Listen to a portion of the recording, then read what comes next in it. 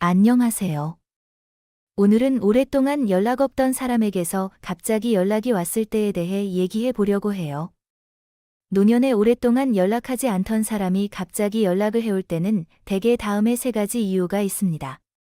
첫 번째, 당신에게 무언가를 부탁하고 싶어서입니다. 그들은 경제적인 도움이나 건강상의 문제, 혹은 그들이 해결하기 어려운 개인적인 문제에 대해 지원을 요청하고자 하는 경우입니다. 노년기에 접어들면서 많은 사람들은 경제적 안정이나 건강 문제로 어려움을 겪을 수 있고 주변의 지원이 필요하다고 느끼게 됩니다.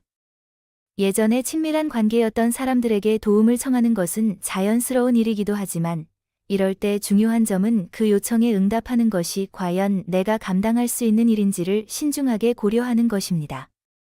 일시적인 도움을 줄 수 있는 경우라면 상호 간의 이해와 배려를 바탕으로 도와주는 것도 좋지만 만약 그것이 나의 삶에 지나치게 큰 부담이 될 가능성이 있다면 정중하게 거절하는 방법도 필요합니다. 과거의 관계를 다시 이어가는 것이 좋은 일일 수 있지만 자신의 현재 상황도 고려해야 하므로 그 요청을 받을 때는 자신이 감당할 수 있는 범위에서 돕겠다는 마음으로 신중히 접근하는 것이 필요합니다. 결국 오랫동안 연락이 없었던 사람과의 재연결은 단순히 과거의 기억을 되살리기 위한 것일 수 있지만 그 뒤에 숨어있는 이유나 목적을 파악하고 내 자신이 할 수 있는 선에서 서로 배려하는 방식으로 관계를 유지하는 것이 가장 중요합니다. 두 번째, 옛 추억이 그립기 때문입니다. 시간이 지나면서 우리는 과거의 추억과 경험을 되돌아보게 되는데 특히 노년에 접어들면서 이런 감정은 더욱 강해질 수 있습니다. 예전의 친구, 연인, 또는 오랜 시간을 함께한 사람들과의 관계에서 느꼈던 따뜻함과 소중함이 그리워지는 것이죠. 특히 혼자 있는 시간이 많아지거나 가족이나 가까운 사람들과의 관계에서 감정적으로 갈등이 있을 때 옛 사람들에게 연락을 하며 그 시절의 안락함을 찾고 싶은 마음이 커질 수 있습니다.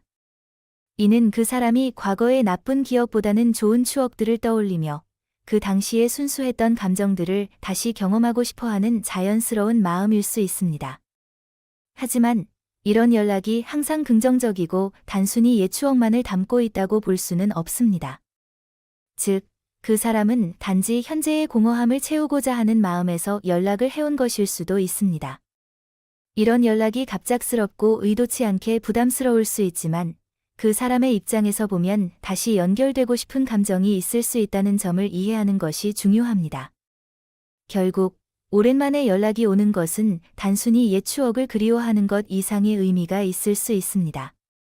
그래서 그런 연락을 받을 때는 그 사람의 감정을 존중하면서도 현재의 나와 그 사람의 관계가 어떻게 될지에 대해 신중하게 생각하고 그 상황을 어떻게 받아들일지 고민해보는 것이 필요합니다.